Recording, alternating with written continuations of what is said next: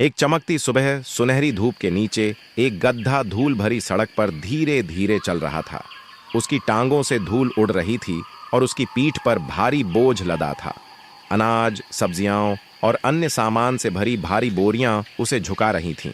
उसका हर कदम धीमा था, उसकी सांसें थकी हुई थीं।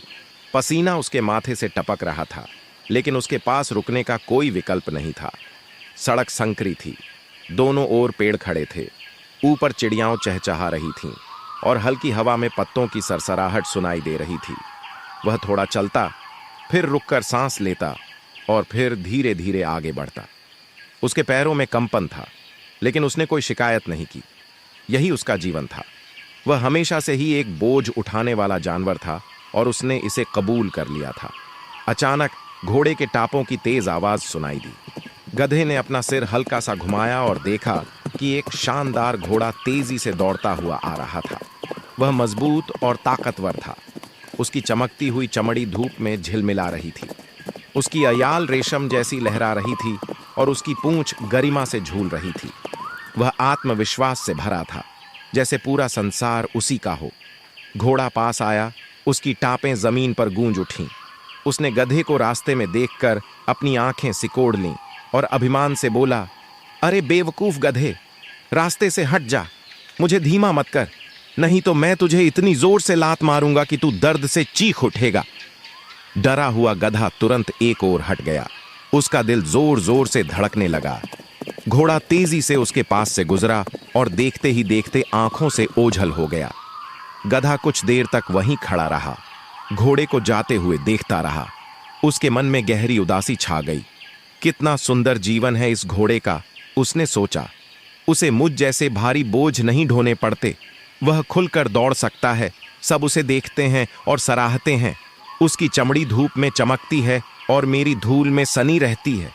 वह ताकतवर और गर्वीला है और मैं कमजोर और थका हुआ। एक गहरी सांस लेते हुए गधे ने फिर से अपना सफर शुरू किया। अब उसके कंधों पर रखा बोझ उसे और भी भारी लगने लगा। उसे लग रहा था कि उसकी किस्मत कितनी अन्यायपूर्ण है। वह अपनी पूरी जिंदगी सिर्फ बोझ ढोते हुए बिताएगा, जबकि घोड़ा आराम और सम्मान से जिएगा। दिन बीतते गए और गधा अपने काम में लगा रहा। उसने दोबारा घोड़े से मिलने की उम्मीद नहीं की थी, लेकिन किस्मत को कुछ और ही मंजूर था। एक दोपहर जब गधा एक खेत के पास से गुजर रहा था, तो उसने कुछ अजीब देखा। खेत के बीच में वही घोड़ा था, लेकिन वह अब संघर्ष कर रहा था। वह अब पहले की तरह तेजी से नहीं दौड़ पा रहा था। उसकी चमकती हुई चमड़ी अब फीकी पड़ चुकी थी और उसके शरीर में पहले जैसी ताकत नहीं दिख रही थी। गधे ने ध्यान से देखा, यह समझने की कोशिश की कि आखिर क्या हो रहा है। घोड़ा खेत जोत रहा था, गर्म धूप में भारी हल को खींच रहा था। उसका पूरा शरीर पसीने में डूबा था और वह थकान से हाँफ रहा था। गधे की आंखें आश्चर्य से फैल गईं। यह वही घोड़ा था जिसने उसे एक दिन तिरस्कृत किया था, लेकिन अब वह बदहाली में था। ऐसा क्या हुआ? गधा धीरे धीरे उस बाड़ के पास गया जो खेत को घेर रही थी। घोड़े ने उसे देखा और शर्म से सिर झुका लिया। तुम मुझे इस हाल में देखकर हैरान हो गए? वह धीरे से बोला। गधे ने कुछ देर रुककर पूछा, तुम्हारे साथ क्या हुआ? मैं तो सोचता था कि तुम्हारा जीवन हमेशा शानदार रहेगा। घोड़े ने गहरी सांस ली। मैं कभी मजबूत था, लोग मेरी प्रशंसा करते थे। मैं एक युद्ध का घोड़ा था जो लड़ाई के लिए प्रशिक्षित था, लेकिन एक दिन मैं घायल हो गया। मेरी ताकत घट गई। अब मैं पहले की तरह न तेज दौड़ सकता था, न लड़ सकता था। मेरे मालिक ने मुझे युद्ध के लिए अनुपयोगी समझा और यहाँ खेत में काम करने के लिए भेज दिया। अब मेरी जिंदगी बस दिन रात खेत जोतने में बीतती है। मेरी ताकत खत्म हो चुकी है और मेरी आज़ादी छिन गई है।